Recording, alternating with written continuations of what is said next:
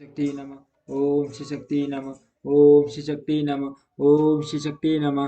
द्वितीय अंश छठा अध्याय भिन्न भिन्न नरकों का तथा भगवान नाम के महात्म्य का वर्णन। श्री पराशर जी बोले, हे विप्र, तदंतर पृथ्वी और जल के नीचे नरक हैं जिनमें पापी लोग गिराए जाते हैं। हे महामुने, उनका विवरण सुनो। रौरव सुनकर रो रोडटाल विष माजवाल तप्त कुंभ लवन विलोहित रुधिराम वैतरणी कर्मी भोजन असी पत्रवंत कृष्ण लाला पक्ष दारुण पूयभ पाप बैन ज्वाल अध सीरा संदस कालसूत्र तमस आविषि सम भोजन अपरटिष्ट और अपरसी, ये सब तथा इनके सिवा और भी अनेकों महाभयंकर नरक हैं जो यमराज के शासनाधीन हैं तथा और अति दारुण शस्त्र भय तथा अग्नि भय देने वाले हैं, और जिनमें जो पुरुष पाप रत होते हैं वे ही गिरते हैं। जो पुरुष कूट साक्षी झूठा गवाह अर्थात जानकर भी न बतलाने वाला या कुछ कहने वाला होता है, अथवा जो पक्षपात से यथार्थ नहीं बोलता और जो मिथ्या भाषण करता है, वह रौरव नरक में जाता है। हे मुनि सत्तम, भ्रूण गर्भ नष्ट करने वाले ग्राम नाशक और गो हत्यारे लोग रोड नामक नरक में जाते हैं, जो श्वासोच्छ्वास को रोकने वाला है।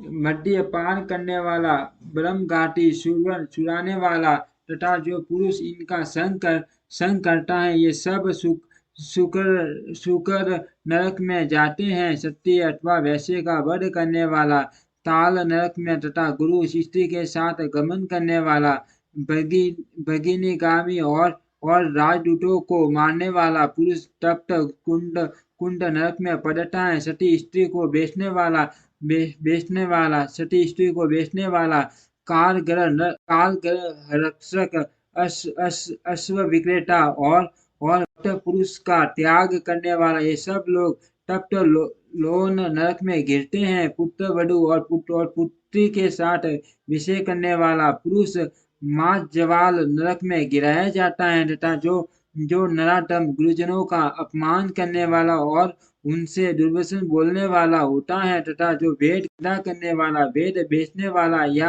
अगम्य स्त्री से संभोग करता है, हे दिविज, वे सब लवन नरक में जाते हैं।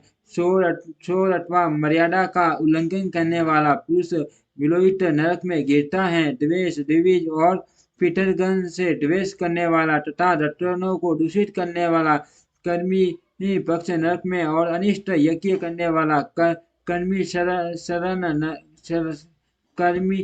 शरण कर्म में जाता है। जो नराधम पितरगण, देवगण और अतिथियों को छोड़कर उनसे पहले भोजन कर लेता है, वह अति उग्र लाला भक्ष नरक में पड़ता है।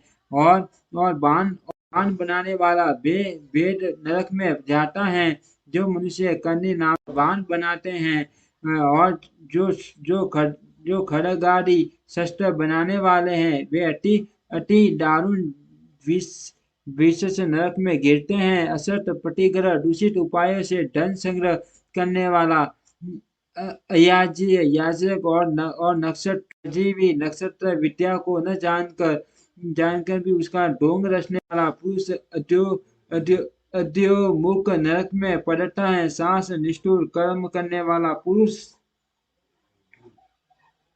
पुय वन नरक में जाता है, तथा पुत्र मित्रादि की प्रार्थना करके अकेले ही स्वातु भोजन करने वाला और लाख मांस रस तथा लावन आदि बेचने वाला ब्राह्मण भी उसी पुयव नरक में गिरता है।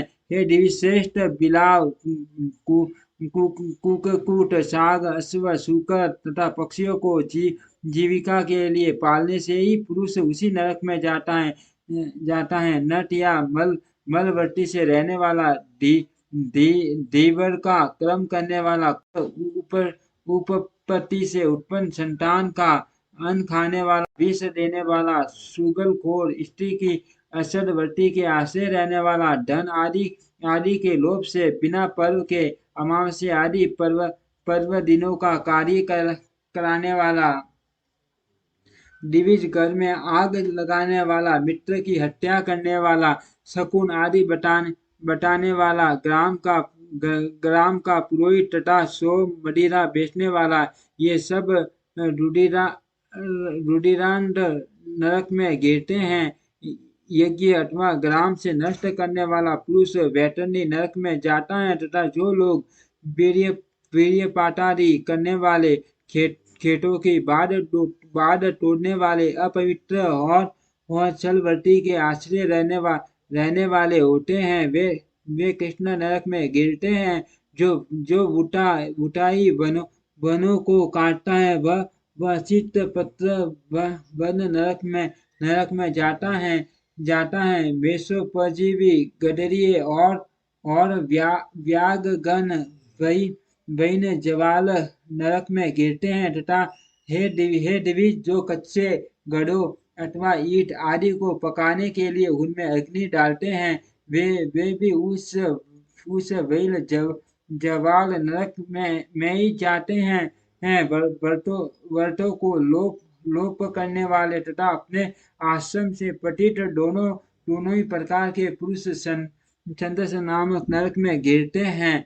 जिन ब्रह्मचारियों का दिन में तथा छोटे समय पूरी भावना से वीर्यपात हो जाता है अथवा जो अपने ही पुत्रों से पढ़ते हैं वे लोग सब भोजन नरक में गिरते हैं। इस प्रकार ये तथा अन्य सैकड़ों हजारों नरक हैं जिनमें दुष्कर्मी लोग नाना प्रकार की यातनाएं भोगा करते हैं। इन उपर्युक्त पापों के सम्मान और भी षष्ठ पाप कर्म है उनके फल मनुष्य भिन्न भिन्न नरकों में भोगा करते हैं। जो लोग अपने वर्णाश्रम धर्म के विरुद्ध मन वचन अथवा कर्म से कोई आचरण करते हैं वे नरक में गिरते हैं।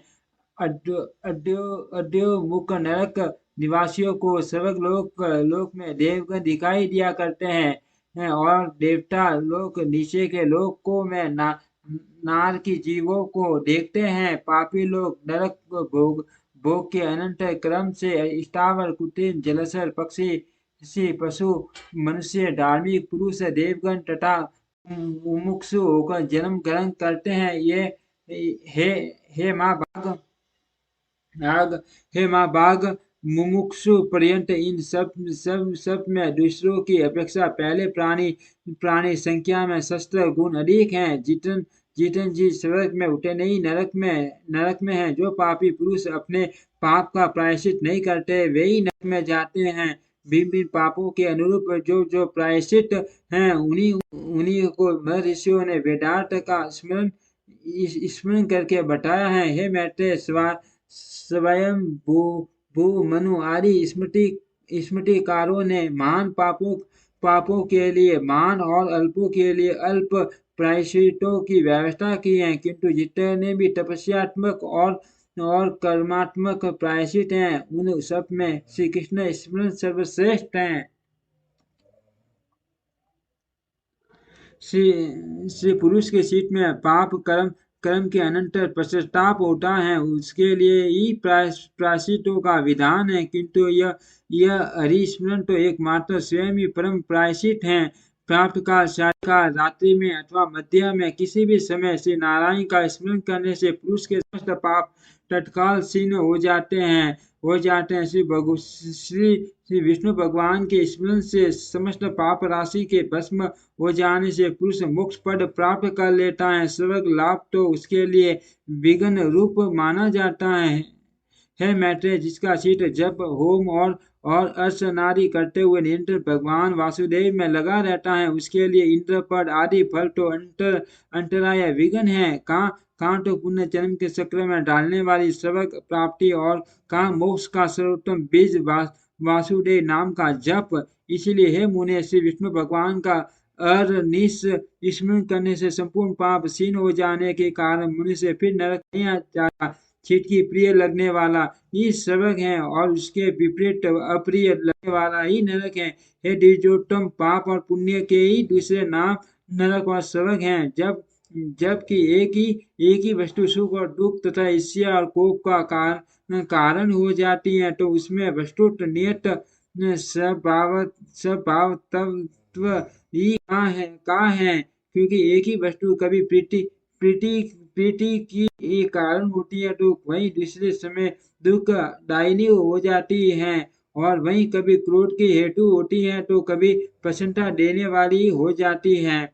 अतः कोई भी पदार्थ दुख में नहीं है और न कोई सुख में। ये सुख दुख तो मन के ही विकार हैं। परमार्थ ज्ञान ही परम ब्रह्म है,